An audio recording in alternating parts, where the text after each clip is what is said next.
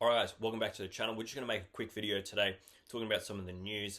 We'll try and pump through it, so this video is only 7 or 8 minutes long. Let's start with Sebastian Fundora. He has been confirmed to take on Thurman. This is going to take place October 25th at Las Vegas's MGM Grand Arena. It will be for Sebastian Fundora's WBC Super Welterweight belt. Now, I spoke about this yesterday. Check out that video. It goes through the whole fight and what I think about it. But just in short, I can't believe Thurman has got himself a title fight. I think it's unbelievable how he's maneuvered this one. My feelings towards Fundora are quite prominent on this channel, and you will see them plenty of videos. Go back and check yesterday's video and I'll let you all know what I think of this fight. But I don't know what the WBC are doing at the moment, but I feel like it's going to start, if it hasn't already, pissing a few people off. We just saw Manny Pacquiao get an unfair title challenge. Look, I say it's unfair, not on anything else apart from those 10 to 15 names you see that are grinding their hearts out to get a title fight, winning as many fights as they can, fighting as often as they can, and then all of a sudden Thurman, who's fought twice in 3 or 4 years, comes in and takes one, or Manny Pacquiao, who hasn't fought in ages, coming in and getting one.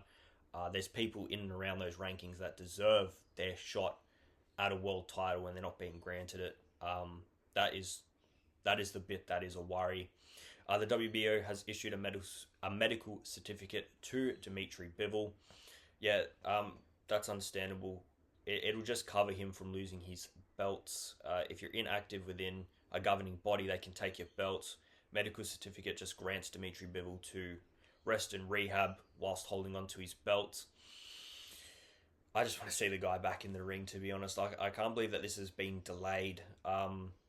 Look, he's got a fair reason. We don't want to see Dimitri Bivol that's injured and not at his best taking on Beterbiev in a trilogy. We want the best Beterbiev and we want the best Bivol.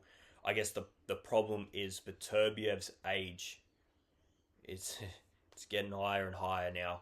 And the longer we wait, the more I think we're going to see Beterbiev's body start to, lose in age. So we'll have to hope that fight gets made early for next year and Dimitri Bivol recovers quite well and comfortably. The WBC have ordered Galal Yafai to take on Ricardo Sandoval. This came as a bit of a surprise. Now, originally the WBC ordered Yafai and Francisco Rodriguez, the winner of that, to take on the winner of Sandoval versus Taraji for that WBA and WBC flyweight world titles. Now, there's two parts at play here. Obviously, Sandoval went and upset Taraji. Now, I didn't know whether they were going to do an instant rematch or what they were going to do, because most people expected pound for pound top 10 Kenshiro Taraji in Japan to defend his belts against the underdog Sandoval. Sandoval fights excellently, wins that belt, and most people would have expected Galal Yafai, the Olympian, to beat Francisco Rodriguez Jr. Rodriguez Jr. wins, gets found with a banned substance. That fight becomes a no contest.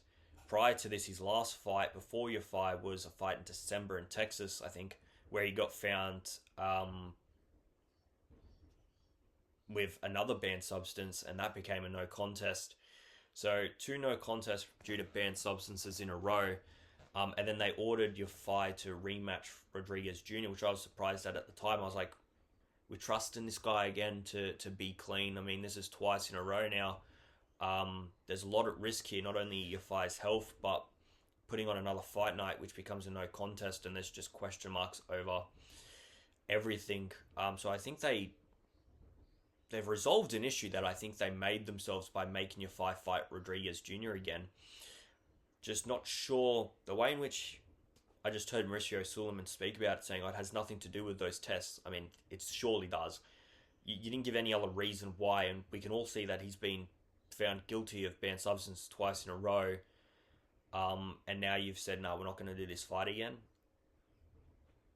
I mean, I think we all know why this fight isn't happening, because I don't think they can trust Rodriguez Jr. And I can understand that. Them saying that the case in Texas has nothing to do with this decision and that the banned substance that he consumed wasn't banned and it was legal. Alright, so then why was the fight made a no contest? Lots of things not lining up there. Either way, focusing on this, Yafai has a chance here to hit back after being ripped through by Rodriguez Jr. I know he was juiced up, but and the activity was insane, and that's probably got a lot of effect because of the steroid use. But I do believe in that fight he was lost at a few points and probably a little bit out skilled in certain aspects of that fight. Some things that you only get through experience, and he's gonna have to take that experience and everything that he learned from that fight. He gets to start again. He doesn't get a loss on his column, right? He cops a loss, but on his record that's not there. And he needs to take all that experience into this fight, because I think he needs to fight better than he did against Rodriguez Jr.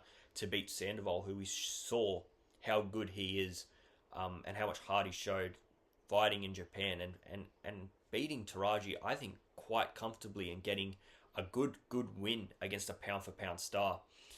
All right, let's just round out with talking a little bit about this weekend. Moses Atauma, Dillian Whyte, they just did their press conferences, did a bit of a face-off, a few words exchanged. That fight is building into something very, very exciting.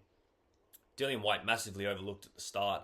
Most people didn't really have much interest in it. They thought it was going to be a walkthrough for Moses Atauma. As we're getting closer, the interest is growing, and I think the more chance Dillian Whyte is being given by the fans is increasing and increasing and increasing and increasing. I think the general consensus is that Moses Atauma will still win. I just think it won't be as easy as people expected. I mean, I thought from the start, Dillian Whyte is and was a very, very good heavyweight. We're talking about someone that has fought a lot of great fighters. He's been in the top 10 heavyweight for a while there in his prime, especially. And he's got the experience. I don't understand why he was so overlooked. Maybe it's the age thing. I think most of the overlook was the way in which he performed against Ebenezer Tete. Now, if we go off that performance, I can understand it. It's nowhere near the level. But I think he's got himself into a mindset, and him physically, I think he's primed for this fight, and he wants to show that he's still the guy. The one I'm looking forward to is actually the co-main, Sam Goodman, my guy. He's taking on Nick Ball. This will be a fight. I don't see this fight being anything but entertaining. Either winner, I think this fight will be terrific. Both of them don't shy away from a challenge. They love getting in there and brawling. They love just giving it their all, and I think we're going to see that from both men.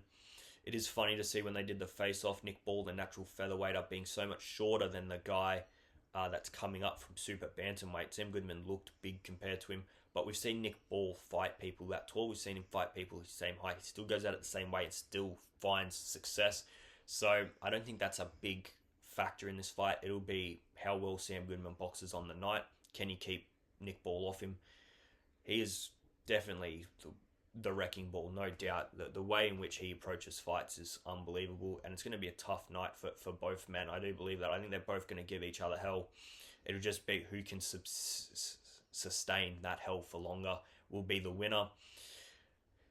If Nick Ball gets in close and can land these power shots, I think Sam Goodman's in trouble. I think if Sam Goodman can outbox him, move around the ring, use his skill set, and Sam Goodman does have power, doesn't possess a great knockout ratio, but he's able to hit people in a way that keeps them off him for a long time, and we're going to see how those cuts hold up for Sammy Goodman. We know that his fight got cancelled against Inoue. In his last fight against Cesar Vaca, they did open up again. He needs to try and avoid being hit as much as possible because his eyes swelled quickly in that fight. So the cut man's going to be ready. Alright guys, leave your thoughts in the comments below about everything we talked about today. Like I said, check out the Fundora video from yesterday. I go into more depth about my opinion about Fundora versus Thurman. Let us know what you think about Yafai versus Sandoval. And put your predictions in the comments about who's going to win this weekend. Dillian Whyte, Moses Atauma. We got Raymond Ford, Abraham Nova, Sam Goodman, Nick Ball, Filip Hrgović, David Adelaide. Let us know in the comments below. And I'm out of here, guys. See ya!